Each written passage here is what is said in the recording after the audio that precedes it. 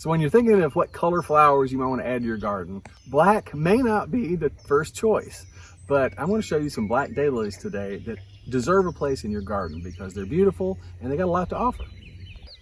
So one of the great things about daylilies is just a huge variety available. And really they come in every color except blue. There's no blue daylilies. And all the way up to what I'm going to look at today, which is, I'm going to call these dark daylilies. They're not quite black, but they're close to it. They're really dark. So I'm going to lump them in. If you go to our website and search for, dark daylilies, this is what you're going to see. These dark daylilies have a great, can offer a lot to your garden. So that's what I'm going to talk about in this video, why you might want to add some dark daylilies to your garden. So as you may know, dark plants in general are kind of uncommon in the garden. And so one of the cool things about adding some dark daylilies is going to add something to your garden that's just a little unusual.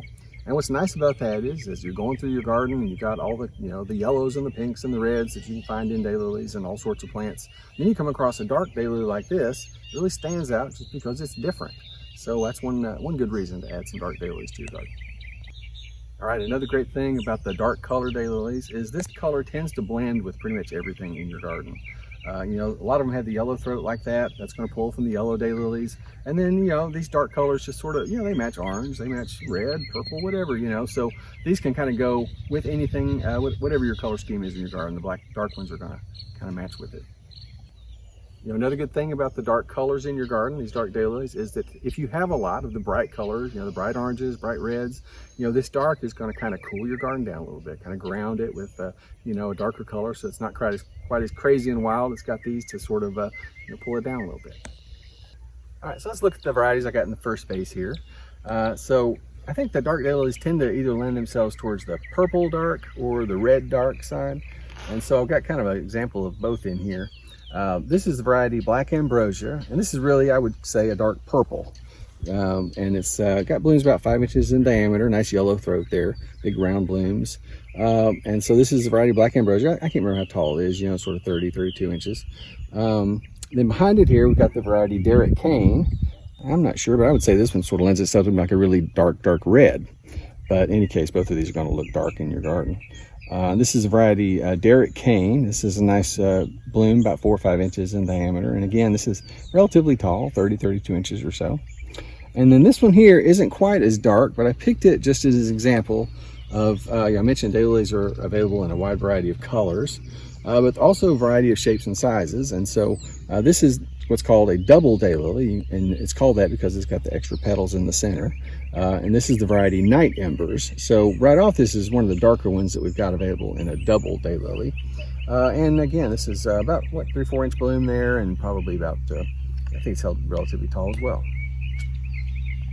All right, let's see what we got here. This is the variety Jungle Beauty. This has been one of our most popular dark varieties. I really like it. Puts out lots of blooms. Again, probably like a really dark purple, I'd say. But this is Jungle Beauty, nice yellow throat. Again, sort of a mid to tall height. And behind it here, we've got Midnight Magic.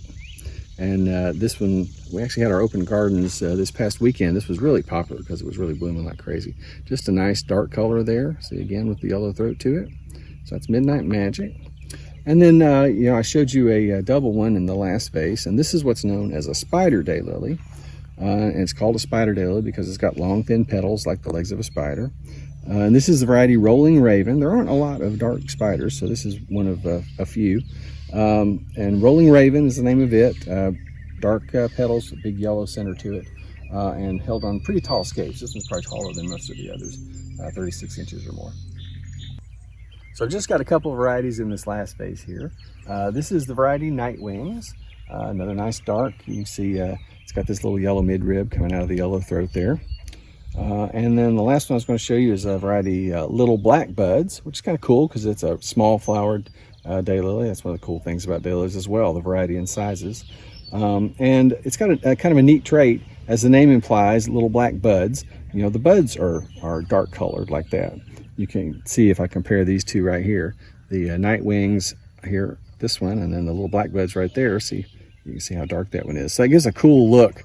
When it's all blooming, it's got the blooms and it's got the ones that are going to open up tomorrow. It gives just a cool look in a clump.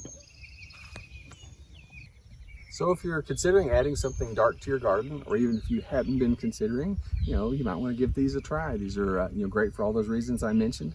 They're going to stand out in your garden, and just give it something different in there. So if you're interested in varieties like this on color specific, we did one on some near white daylilies not long ago, so you might want to check that one out as well.